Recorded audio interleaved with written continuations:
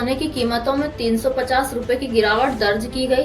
चांदी 800 रुपए महंगी हुई और अब 1 किलो की कीमत 98,700 पहुंच गई।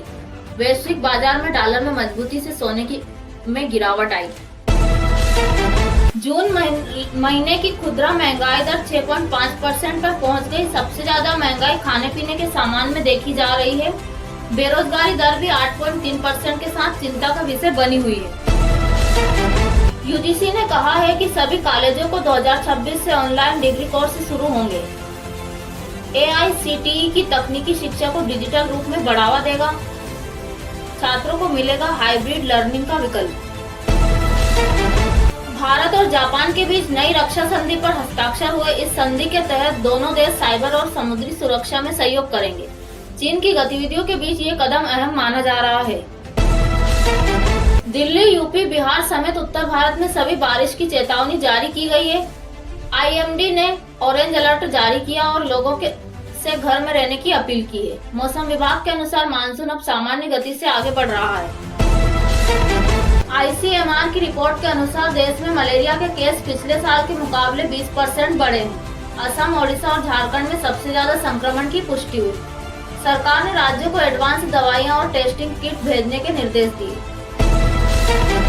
मध्य प्रदेश के खरगोन में 2 समुदायों के बीच झड़प में 12 लोग घायल हुए। स्थिति को नियंत्रित करने के लिए धारा 144 लगाई गई। पुलिस ने अब तक 24 लोगों को हिरासत में लिया। शाहरुख खान की फिल्म संपूर्ण भारत ने पहले हफ्ते में 210 करोड़ रुपए की कमाई की।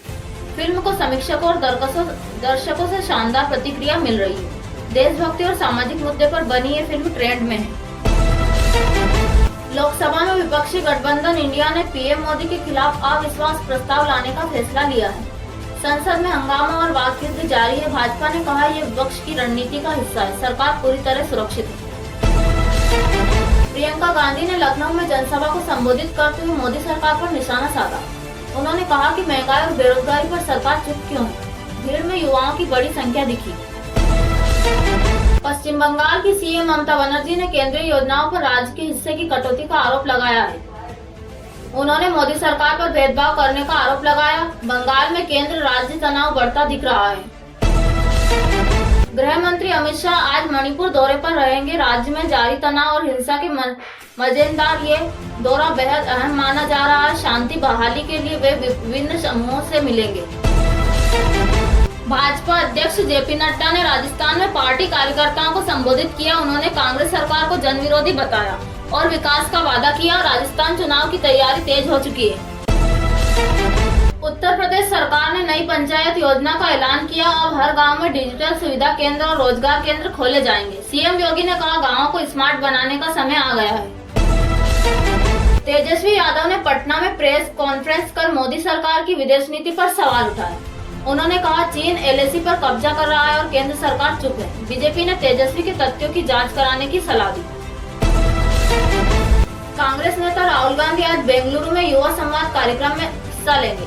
उन्होंने ट्वीट कर कहा युवाओं की आवाज को संसद में उठाना जरूरी है। ये कार्यक्रम बेरोजगारी पर केंद्रित रहेगा। संसद में महिला आरक्षण बिल पर बहस शुरू हो गई है। कांग्रेस और टीएमसी ने समर्थन का ऐलान किया। सरकार को बिल पास कराने के लिए बहुमत का भरोसा। सरकार ने खरीफ की फसलों के एमएसपी में 6% तक की बढ़ोतरी की घोषणा की। धान, मूंग और कपास के किसान सबसे ज्यादा लाभान्वित होंगे। किसान संगठनों ने निर्णय का स्वागत किया। इसरो ने आज सफलतापूर्वक नेविगेशन सैटेलाइट लॉन्च किया। ये भारत को स्वदेशी जीपीएस सेवा में मजबूती देगा। प्रधानमंत्री ने वैज्ञानिकों को बधाई दी। भारत ने श्रीलंका को वनडे सीरीज में 3-0 से हराया। श्रेयस अय्यर को मिला प्लेयर ऑफ द सीरीज का अवार्ड। फैंस ने टीम इंडिया की जीत का जश्न मनाया। आरबीआई ने रेपो रेट को 6.5% पर बरकरार रखा है। गवर्नर शक्तिकांत दास ने कहा मुद्रा स्फीति पर कड़ी निगरानी जारी रहेगी। बैंक लोन की ईएमआई पर राहत जारी रहेगी। हिमालय में ग्लेशियर पिघलने की रफ्तार बढ़ी। शोध में खुलासा 2023 की तुलना में 15% ज्यादा बर्फ पिघली है। वैज्ञानिकों ने इसे रेड अलर्ट चेतावनी दी। स्टार्टअप इंडिया योजना के तहत अब तक 1 लाख से ज्यादा कंपनियों को मिला रजिस्ट्रेशन।